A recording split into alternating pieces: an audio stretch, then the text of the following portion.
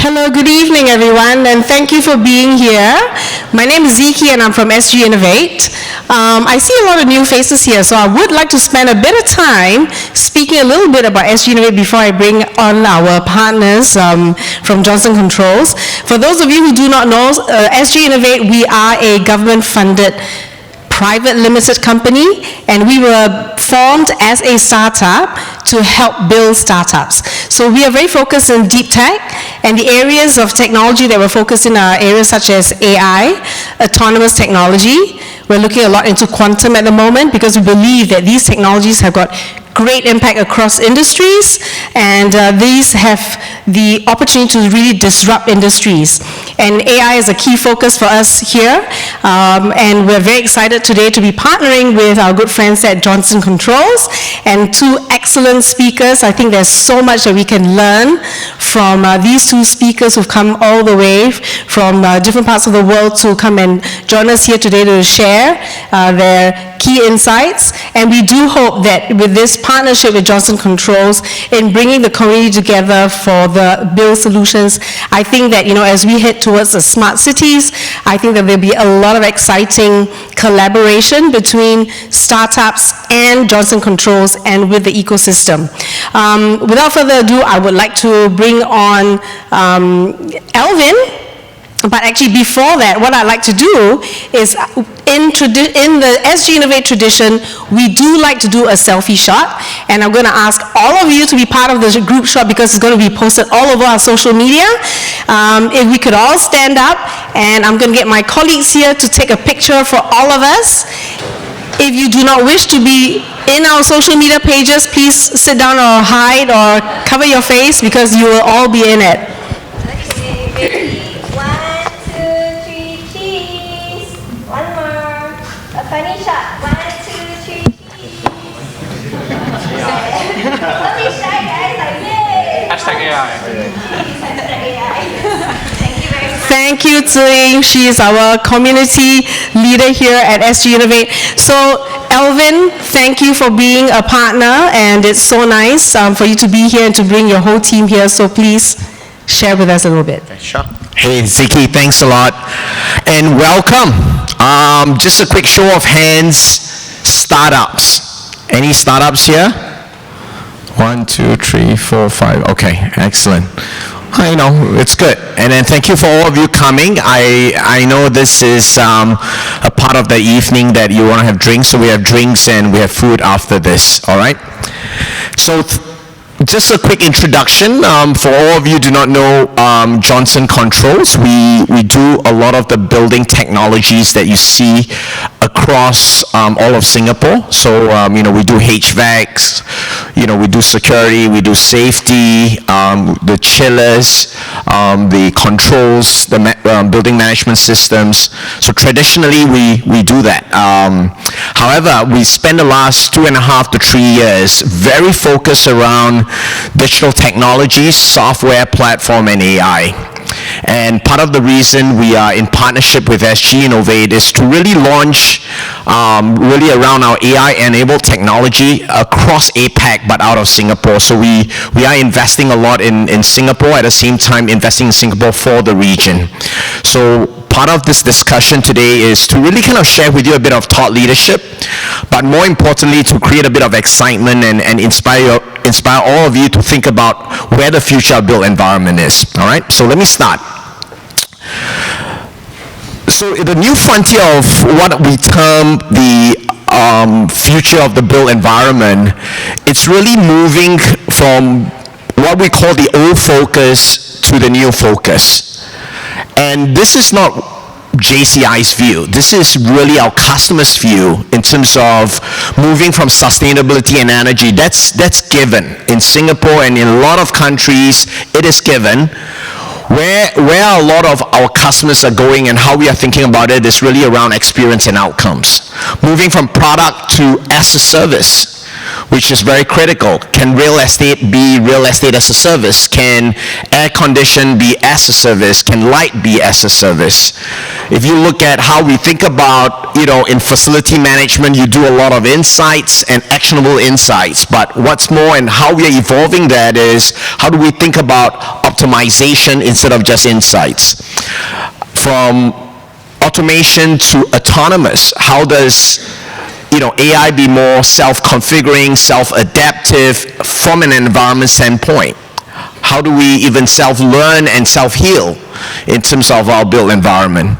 Moving from proprietary to ecosystem, and this is where we spend a lot of time thinking about how do we build new set of capabilities in partnership with JCI for us to take to market, especially with the startup world. And I think deep tech for us and startups have been a core part of how we think about our go-to-market strategy. Right? And then really around agile, right? Structured to agile, and then IT, OT, and moving to that towards the platform and application. Okay? So this is where we believe the future is going to be, right? The intersection point of architecture and design, where we team the place and space, to technology, which is really around assets, IT, and operational technology, and the intersection point with communities and social environment, which is really around people and wellness. And we believe clearly towards the vision that we have in terms of the way we build our technology, the way we use our technology, and the way we scale our technology is really around having that ability to change and transform the way we learn, live, work, and play in this future of built environment. And both our speakers is going to share with you a lot more in terms of how we do that, right? We move from for those of you who can see, we move from building systems which are legacy today to smart systems, to actually interconnected systems, to converged systems, and to what we term AI and data-driven experiences and management. And a lot of our customers and a lot of buildings today are living in this world of legacy systems. And how do we, as an ecosystem, take this all the way to an AI and data, experience world? Is where we are moving towards. And sorry, let me just really talk a bit about the customer future outcome, right? To the customers, if I have a building, I need to be able to replicate both the technology and the efficiency and optimization to the next building. And if I have 100 buildings, how do I scale? How do I think about self-healing, self-configuring, self-adaptive? And this is where we believe that this outcome and the end state is kind of where all our customers are moving towards. So data is key to all AI, and if you think about better outcome and better experience, you're really moving in a world of what we call management of a built environment. If you think about smart city and smart buildings, you are really looking at data coming in from architecture and BIM, data coming in from the OT environment, operational technology environment in a building, where HVAC, fire safety, building automation system, lighting and power, and then IT. So some of you who are IT here, you realize that 5G, hyper-converged network is coming into the built environment. Today, we are managing it from a very disparate standpoint, disparate systems, but more importantly, if you want to move to better outcomes, you want to leverage AI, but AI is not AI unless you have data. And this is where clean, normalized, clean, and structured data becomes critical in this environment. If you think about what we are doing, is we have built a platform, and this is not just JCI. There's a lot of companies out there that are building platform, but we fundamentally believe that to really move towards the future of built environment, to move towards changing and transforming the way we learn, live, work, and play, and driving social interaction, greater social interaction, greater community innovation, this is where it happens. All this data is coming in, leveraging a platform to scale, leveraging AI to continue to self-learn and create new baseline. And in order to do that, you begin to drive a set of data, a set of system that begin to enable you to drive greater social interaction and greater community innovation. This is an interesting study that has been made, where if you think about what we do today and why we go green in Southeast Asia, because it's so humid, right? So a lot of friends will ask me, I always say this, Singapore has two weather, right? It's either full summer, humid and hot, or full winter when you get into a building, an air-conditioned room, and then, you feel really cold, right? So there's only 2 weather patterns in Singapore. So energy consumption and cost reduction is critical. You move up to security, you move up to assets. As you move up the value chain, cost reduction happens. But what you begin to realize is space utilization becoming a core. So you think about the likes of co-working space, be it the WeWork, be it the Jesco. What it does now is it's fundamentally transforming the way we think about space utilization and optimization. Then as you move up the chain, you are thinking about wellness, productivity. How do you change the environment of your built environment such that when you become adaptive, can you be more productive? The question is, you spend 5 days a week in your office, for example. You spend 5 days a week either in the airport, in the plane. You spend 5 days a week working in a built environment. Has the built environment enabled you to drive productivity and wellness? So very interestingly, I was having a discussion with Professor Lam from the School of Architectural Design and Environment recently. And we were talking about how the intersection point between the building and between wellness and between health comes in. And there are now a lot of companies that think about wellness and health and how this are all coming together, right? So really thinking about building wellness and what does the data coming out of all this built environment and the people impacting and driving health. So here's a very interesting analogy. There was a company in US that spent $700 per employee for the entire year for them to go to the gym, right? But they live in a poor condition. The building, the interior design is poor. The building is not lit up. But they think that if I give you $700 for you to be healthy, it will be good. Guess what? 20% of the employees spend that health privilege to go to a gym, to do something. 20% of the employee. However, the $700 that they give the employee does not go into their health, and they take it and they bring it back, right? Or they don't even use it. So can you imagine if you take that $700, convert it to $100 per employee, and you rebuilt the environment, rebuilt the overall environmental and condition within the building, fundamentally you're bringing wellness back into the building, which you spend that 80% of your time.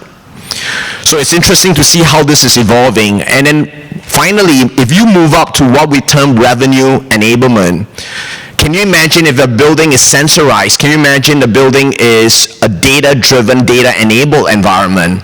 Fundamentally, now you can disrupt the business model in terms of what a real estate company can do, okay?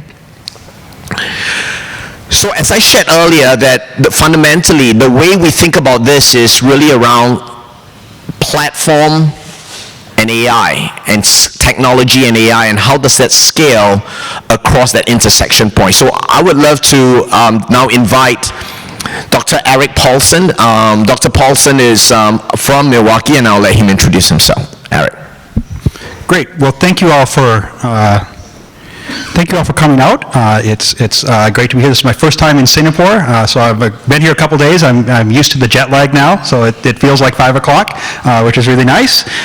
So I am from the Wisconsin office back home actually I live in Madison, Wisconsin, and I will just talk very briefly. So I've got my degree from the University of Wisconsin in databases.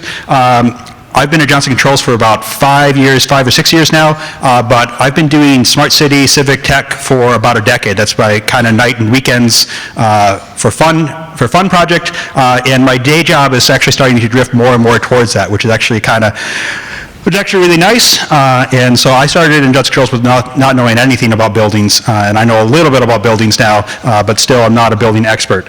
So today I want to start by actually talking go back to the past a little bit and talk a little bit about civic tech, and start out a little bit in the past and then come forward and talk about some of the evolution here. So I want to tell you a story about a friend of mine who lived in Madison. This was a couple years ago, and Madison had just installed a fancy new system to tell you where all the buses were. It was a website, and it was, oops.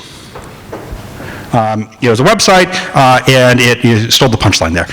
So it was a website, and it would tell you where the buses were, but it was useless on mobile phones. Like, you just couldn't use it at all. It was like Web 1.0, really useless. And my friend wanted an easier way to be able to just find out, I'm at bus stop 152, what are the next couple buses coming? And so he hacked together a system to scrape the website and let him do text a message to a site, and then would text back, what are the next couple buses coming? And in Wisconsin, how many of you have seen snow? Well, actually, how many? And so a bunch of you have never seen snow in your life, right? So Wisconsin has plenty of snow, and we have winter outside. And sometimes you really don't want to be waiting for the bus. You want to know when the next one's coming. And this turned out to be really popular. This is the plot of the bus stops where it got used and how frequently. So it was being used all over the city as a preference so people on their mobile devices could find out what's going on. And another friend of mine basically lived at a local coffee shop and was such good friends with the owner, he could say, I want to install a system in the back of your thing to show the next buses. And coffee shop owner was like, well, you basically live here, so sure, go ahead. And my second friend told my first friend, it's like, well, Greg, you should, instead of making me rebuild this, you should build your system as an API. We can build something on top of this and just make it a lot easier to build this one. Greg was like, oh, okay, fine, I'll do that. And that led to, oops, I'm going to go, yeah. That led to just an explosion of different interfaces and different versions of apps to do this. So not just the SMS run, but mobile apps. Do I have a laser pointer on this? Yes. You can't see it. So mobile apps, one by email, one by chat, fancy, there's this kind of robotic contraption that people put this thing into. So like all sorts of crazy new interfaces enabled by this application, this API, making this data about the city available in a way to consume, right? And so this smart city API revolution, you all have certainly seen it here. There are all sorts of applications that are pulling the city data, mashing it up, doing new things with it. This is another example. So for those of you who don't know about snow, when it snows, you have to go shovel it off your sidewalk, but also our fire hydrants, the snow gets high enough that the fire hydrants are buried, and so the fire department can get there in an emergency. You go and shovel your snow, shovel the fire hydrant out too, and there's this application to help folks in the neighborhood say, which one am I volunteering to go sign up to make sure that's dug out. And this turns out to be really important in the winter in Wisconsin. But lots of other applications that were built, water quality at beaches, in Philadelphia, tracking down interesting things to do in the city, Boston for parking regulations, what's the regulations for what side of the street you can park on when, tracking down trees. My favorite is their sewage in the Chicago River. In Chicago, the storm sewer and the sanitary sewer are mostly just separate, but when it rains a real lot, one overflows and then it turns into a mess in the river, and so you don't want it to go into the river if it's in certain conditions. So here's a nice little website which will tell you, is there sewer in the river? So these were all relatively simple apps, right? They just basically pulled one set of data and displayed it and made it available. We're a long way away from doing anything with AI or anything that fancy. One data source, new format, making it more useful. One key victory here is learning that if data is in a more usable format, there's a lot of big wins. And so when these apps were first being built, each city had to do things kind of a little bit different.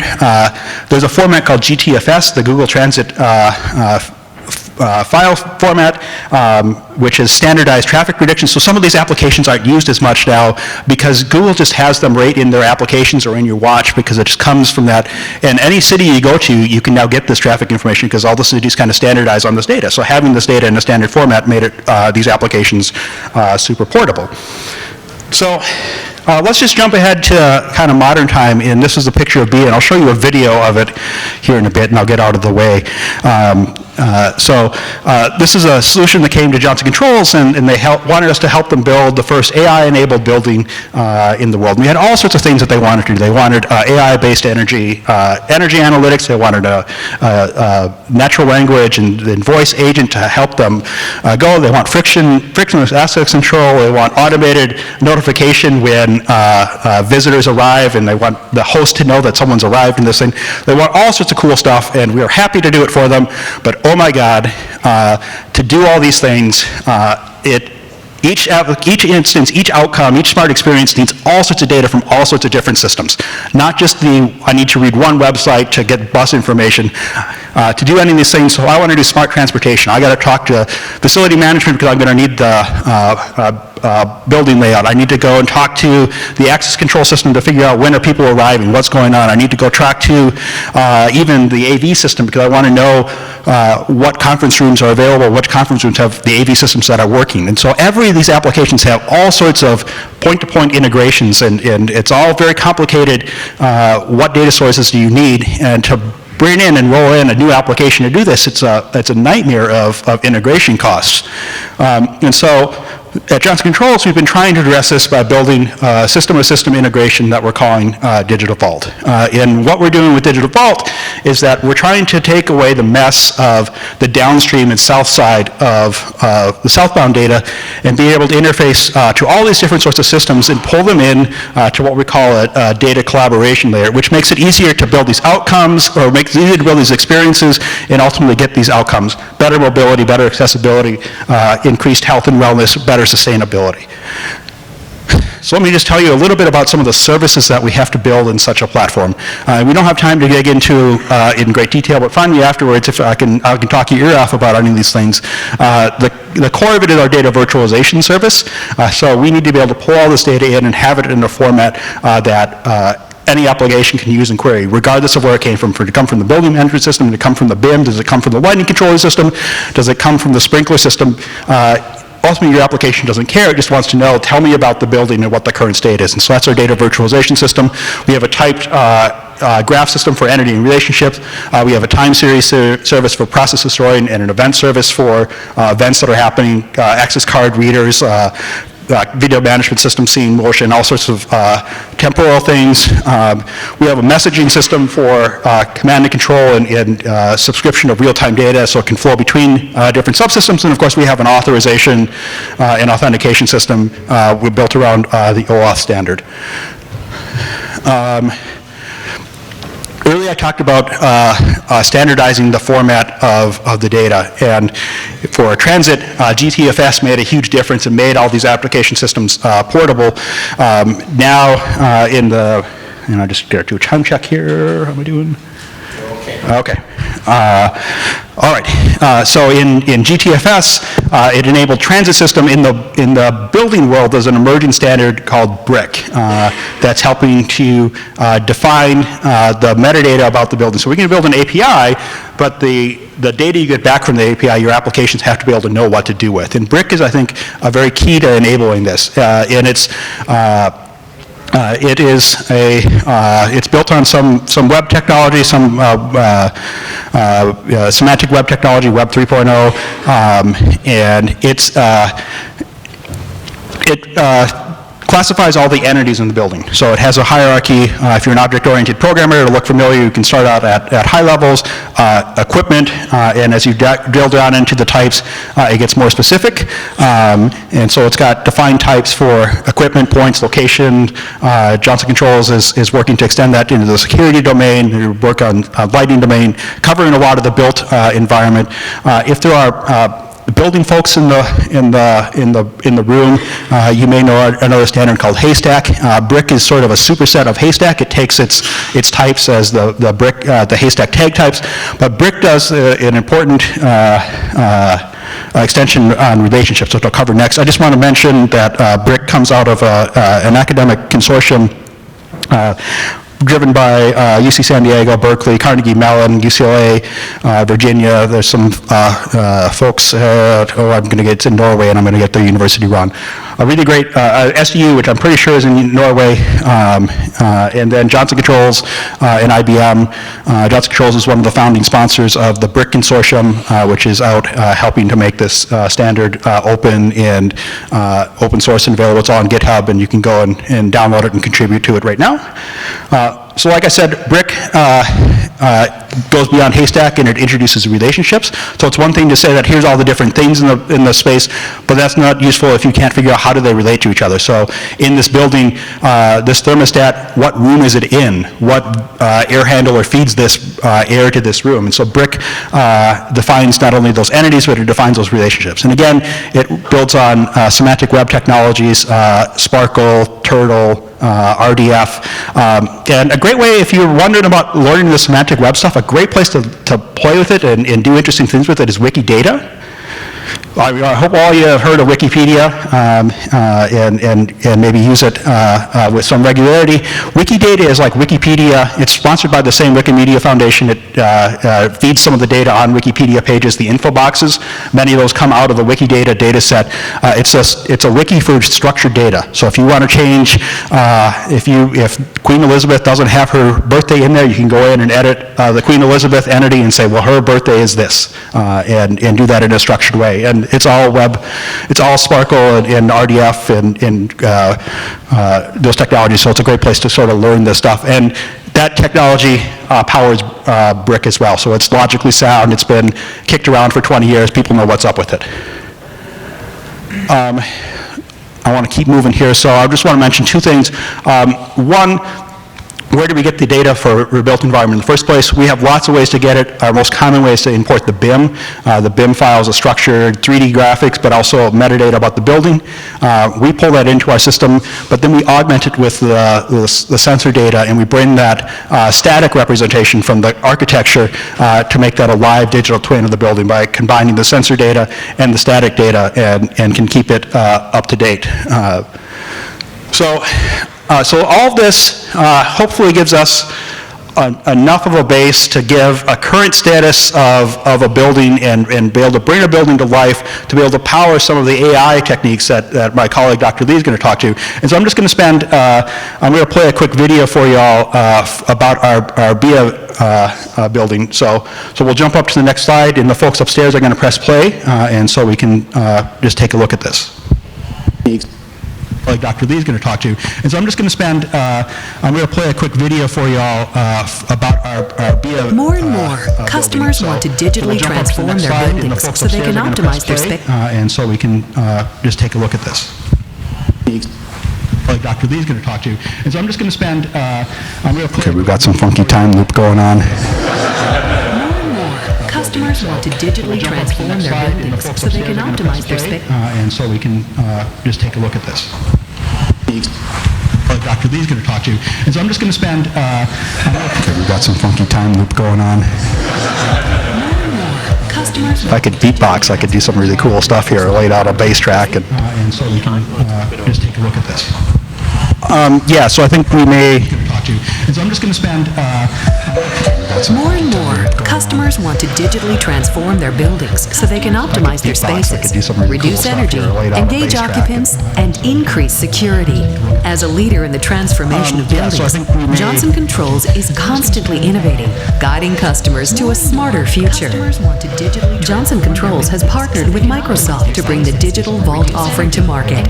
Built on Azure IoT and IoT Edge services, Azure Digital Twins, Cosmos DB, and Azure AI services, the Johnson Controls Digital Vault centralizes the data of the built environment from OT and IT data sources.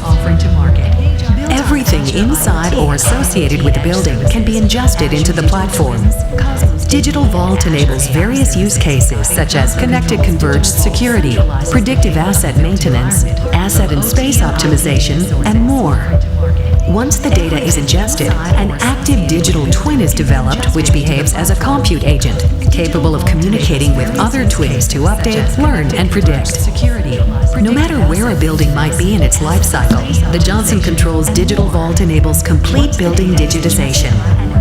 Existing buildings can be digitized by capturing the geometry and layout of spaces and locating assets with human tagging or machine learning. No matter where a building might be. For buildings that are under construction or in the design phase, the Digital Vault can centralize data from 3D building information models or BIMs, adding additional information such as weather and energy prices to create a virtual building capable of precise scenario simulations. When the building becomes operational, operational, OT and IT data fuse to optimize comfort and operating costs.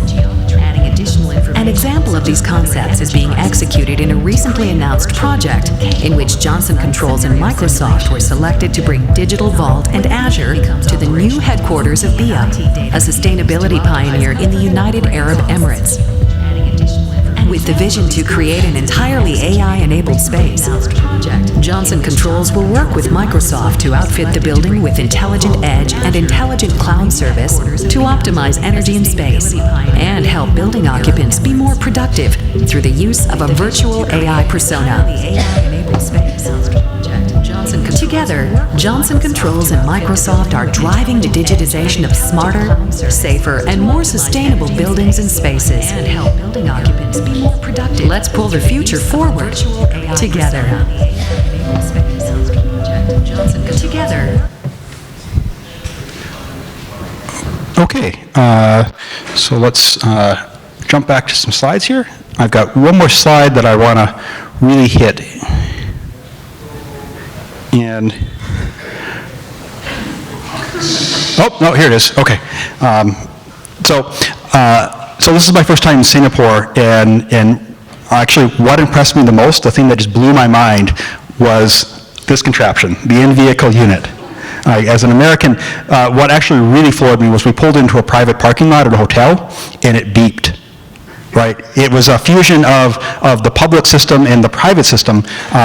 In a way, we don't have that in America. Like, to have the infrastructure that you can use in both places, that's not something we can do. That's an opportunity that folks have here that I'm insanely jealous of, that you can change the infrastructure. And apparently you're upgrading these systems into the next year for a way more advanced unit. And I think the opportunities of things that you can do with that and similar infrastructure is really incredible. And so I encourage you, you're lucky that you've got that and you don't have snow, that you have this opportunity to play in this space and to use this. And I hope that technology, I've been spending some time with folks from your government and EDB and the BCA and IMDB and I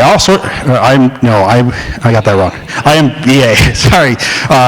There's a lot of agencies and learning things, and there's a lot of cool stuff happening in Singapore. And I think as an opportunity to use this and the data and platforms and things that are available that are coming for you all to build on, I think they are very cool and I'm very jealous of. So I'm going to hand the mic over to my colleague, Dr. Lee, but the abstract did say that we were going to talk something about pets, but I wanted to talk a little bit about Singapore and the cool stuff that you're doing here, so I have to just leave you with this picture of my dog. He gets a cookie every night. I got this text from my spouse the first day I got here of the dog, "Where's my damn cookie?" So thank you very much, and here's my colleague, Dr. Lee.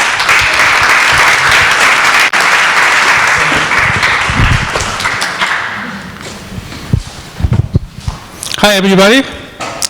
Okay, my name is Young Lee. Just brief introduction. So I lead AI team at Johnson Controls.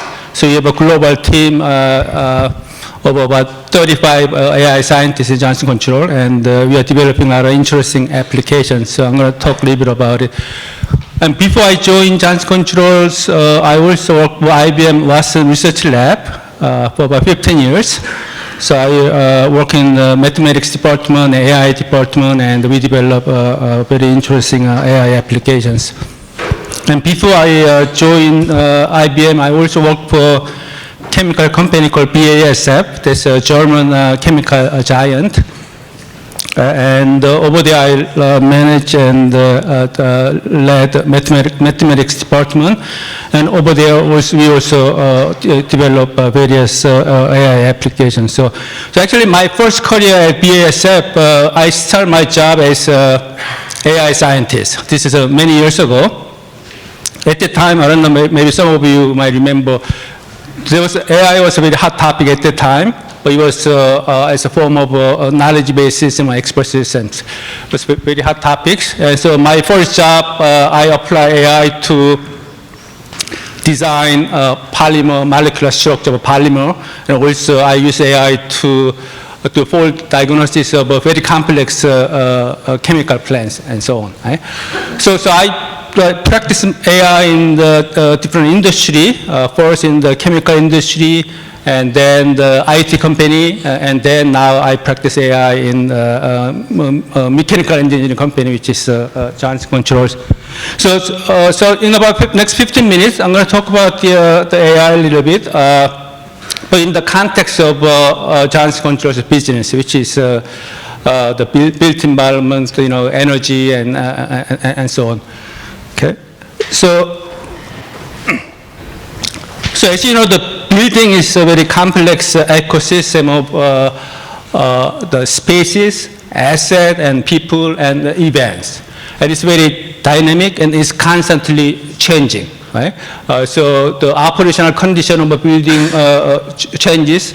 Equipment in building degrades over time, it changes, and people change it too. People's preference change, people self changes, and also the goal of the building layout could also change it too. So much dynamics happening in the building, and traditional analytics or the solutions for building management are typically based on rule-based or some physics like thermodynamics and so on. And that kind of a system is very hard to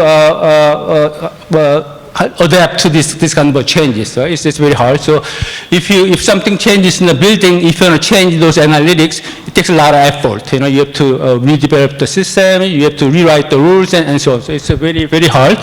So we feel that AI can handle this kind of problem much better. So we can develop an AI solution which could be self-configuring, and which makes it easy to scale. AI system that can learn itself, learn the dynamics of the building and changes of the building, and it's self-adaptive, and it can learn from the feedback of the building occupants. So it's an AI system that can constantly listen to the building occupants, the comfort level and the wellness and the productivity, and also it could communicate with the building HVAC system and so on, and try to learn. So that's the AI solution that we are trying to develop. And we believe the AI solution can really make a building more intelligent, safe, sustainable, and also reduce the cost, and the wellness and productivity of the building occupants can improve. So this is the typical commercial buildings, and in typical commercial buildings, in the basement usually there is chillers and boilers, and typically this kind of equipment have many sensors and generate lots of data. Then we have office spaces and people, and we have a thermostat data all the time. We have a security system in the building, the fire detection system. So all these devices, the equipments are generating tons of data. Very often, like minutes, thousands of data are being generated. But typically, in many cases, all these data are not really utilized. They're just going to the kind of repository without being used. So in Johnson Controls, we are trying to convert this data in value, right? So by doing so, we can reduce the cost of operating buildings. We can reduce the energy cost, and we can the productivity of people, the wellness of the people. So that's what we are.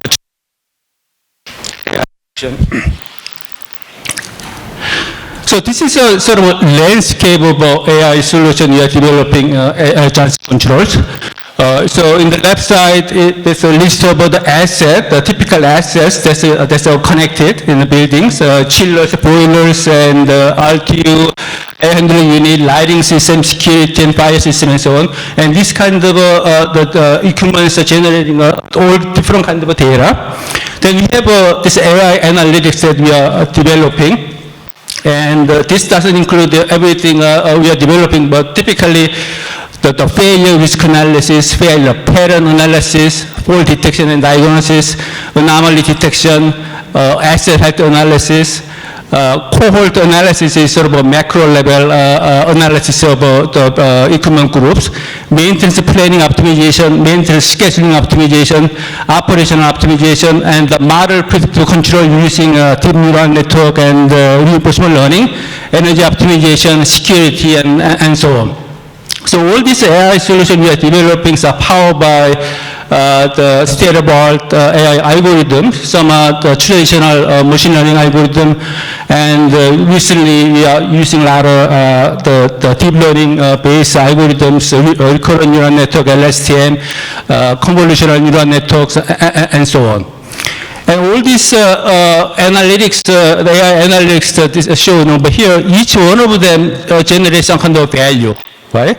But as you carefully look at this, they're all related to one another. They're not really independent, you know.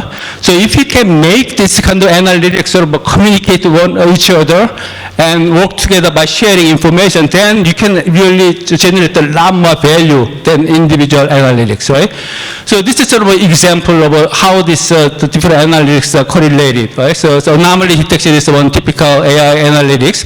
That is very closely related to the fault detection and also operational optimization and failure risk and so on, right?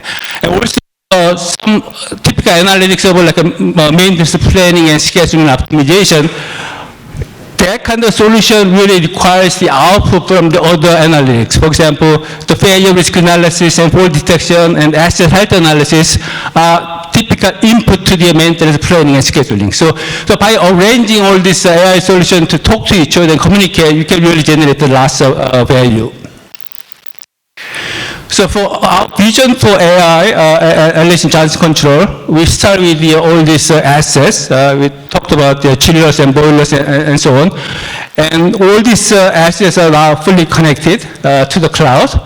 And in the cloud, we put this network of integrated cyber models. Right? And those cyber models are typically called the digital twins these days. And the cyber models are all talking to each other, exchanging information, and it's generating data, generating the value. And we have a lots of new advancement of AI that is happening, and this advancement of AI is coming continuously into our network of cyber model, including all these algorithms. And then all these solutions, AI solutions we develop are designed to be configured by itself or autonomously, and also it is designed to be trained autonomously. So which is very important, because if you have many of these AI solutions we develop, you know, and if you don't, if the maintenance of this kind of solution is very time-consuming effort. So unless you have this autonomous way of configuring and training, it's going to just take too much effort, right? Eventually, it's going to be hard to use that kind of a system because of the cost, right? So this is very important. So through this, we feel that we can continuously optimize client value. So in an AI solution, we feel that there are four capabilities of AI. They are sort of working together. And the first one is sense, second is learn, and the third one is predict, and lastly is control and optimize. So sensing is basically collecting the data from the buildings. It could be temperature data, air quality data, productivity of people, and so on. So we collect. And then second part is learning. Here we apply AI techniques of supervised learning or supervised learning or reinforcement learning, and try to learn what's the important the states in the building, such as temperature, comfort level, productivity of people, and how those information are changing over time, and what influence those changes, right? That's the key part. Once you then we can predict the future, which is a really powerful capability. And then finally, you can optimize what you can control to maximize the value. So let me give you some illustration. Okay, so So we usually start by studying different states in the building. Right? There are two different types. One is the one type is like energy consumption or the cost or indoor temperature and air quality and so on, which study how those states are changing over time. And the other types of information we study is the more recent kind of things. So these are more some little less concrete, like the comfort level of people, productivity, availability of space and resource, and also even the need of people, how those states are changing. And then we build the AI model that describe how these states change from the one time to another time. So all these states at time t, it can change it to the next time, time t plus 1, and there is some control actions of planning that influence those changes. So we try to learn that changes. So that is basically building a digital twin. Right, so this is sort of what we use a neural network model or some mathematical representation to see those changes of all these states. And once you build your digital twin, then you can predict the future.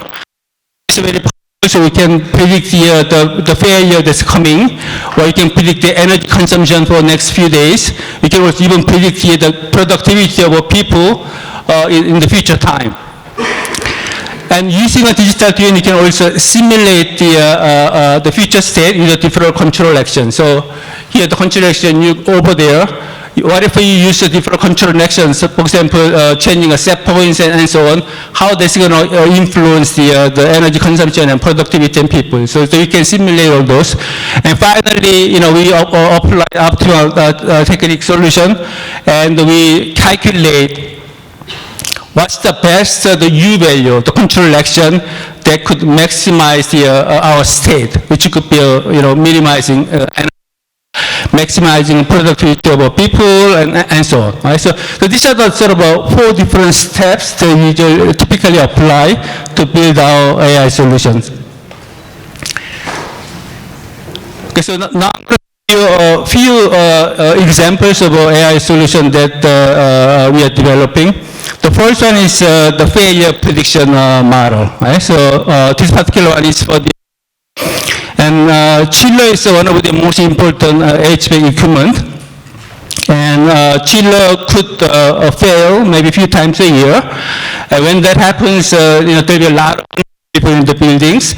And also it's going to cost a lot of money, because when chiller fails, there's some expensive components will fail, and the repairing is very costly. So it's very important to predict the failure before it happens. With that, you can take some the mandatory action to prevent the failure. So here we use the deep learning based techniques, and these techniques basically the operational data in chillers. Typically in chillers about 100 different sensors in it, and it generates the data in almost like every minute and so on. So we operate data using and convert that as a signal. In this case, or like a 1 day ahead anomaly signal that indicates the probability of a failure. So this signal looks something like this. So these are all bars, the signal about the anomaly that could lead to the failure of a chiller. Right? So the longer the bar, the bigger the signal. And based on data, this is some signal we generated. We correlated with the actual shutdown, which is actual failure of a chiller, which is shown in the circle. And as you can see, the correlation is very strong. And almost every single instance, we are able to detect the future failure one day early. So we apply these techniques to the one family of our chillers, and production accuracy is very good. So this is being deployed as the Johnson Controls solution.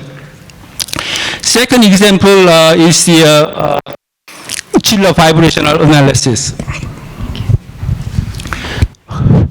So this application is something similar to the EKG. When you go to a doctor's office, they put some sensors on your chest and see whether your heart is running normally.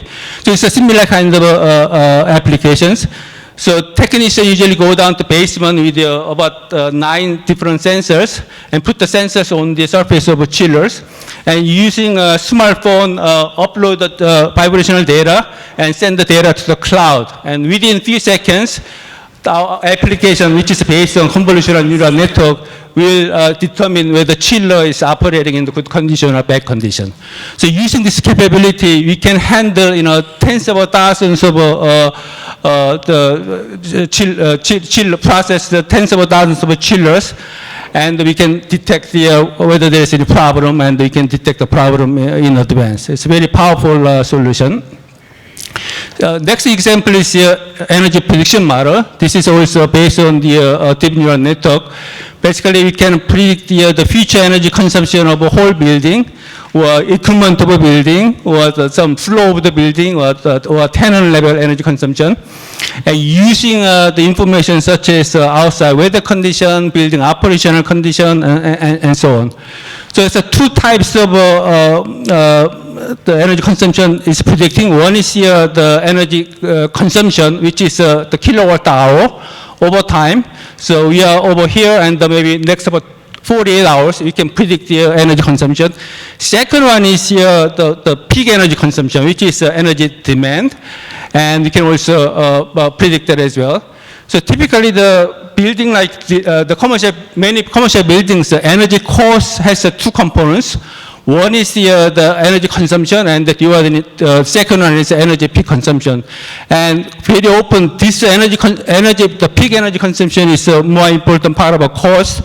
And there is quite often there is a penalty. If you consume, if you have energy peak energy consumption over a certain threshold, sometimes you are penalized with a very high energy cost. So being able to predict this peak energy consumption is very important. So this solution provides the forecasted future energy, the peak. And using this information, the facility engineer can shave the peak load or shift the load to prevent the very expensive the cost. Next example is this is one of the state-of-the-art technology we are developing. We are combining a deep neural network model and the deep reinforcement learning together to calculate the building control strategy. Right? In this case, the cooling, heating strategy. So we start with the deep neural network model. Based on the data, we basically learn the thermodynamics of a building, or the heat transfer of the building.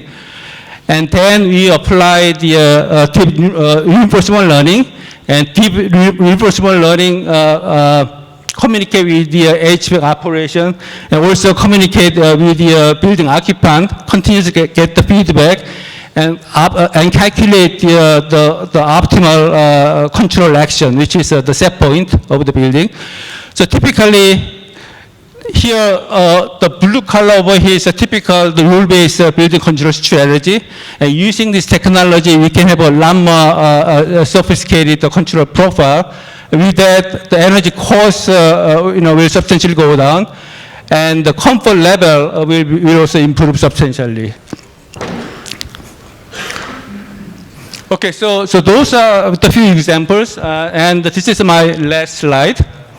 So from the experience of applying and practicing AI in the various industries, this is what I have learned. There are 5 important elements that will make AI solution successful. Okay, the first one is data. So most of AI that we are talking about these days data-driven solution. So without data, you can't really develop AI solution. So we need to have a large amount of data.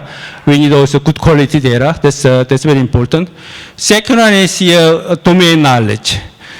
Most of AI, again, we are talking about these days, it's called narrow AI. AI solution that solve specific problems. And the other types of AI, the general AI is still far away, maybe another 10, 20 years away. So for this narrow AI solution, domain knowledge is very important. Without that, you cannot really formulate the problem correctly. So that's very important. And the third one is the knowledge in AI algorithms, like competence in AI, which is very important. And then the next element is the good platform that allow you to develop AI solution very fast and deploy very fast. So even if you develop very sophisticated and powerful AI solution, if it takes too much time and effort to develop the solution and deploy and scale, then technology is not that useful. So that's very important. So, and once you develop the good AI solution, you have to test how well the solution is going to work. So having a test bed is very important. Right? So all these 5 components are very key for developing an AI solution. And the last the comment I'd like to make is there's no magic in AI. As you know, the AI is a very hot topic these days. A lot of people are talking about it. But many people misunderstand that. Many people feel that AI, there's some kind of magic. If you plug in AI solution, suddenly all your problem disappears. But it doesn't work that way. You have to have all these important components in AI to develop the successful AI solution. So with that, I'm going to stop here. Okay. Thanks, Dr. Lee and Dr. Paulson. Any questions? If not, I think you have no question because you're hungry. We've got food behind and we've got coffee, drinks. There's a couple of JCI guys around. Dr. Lee, Dr. Paulson, and myself are here. By the way, my name is Alvin, and I lead digital solutions across APAC. So we welcome that interaction or any questions you have. But thank you for coming again, and really appreciate your time, and look forward to partnering with some of you who are interested to take this further. Thank you.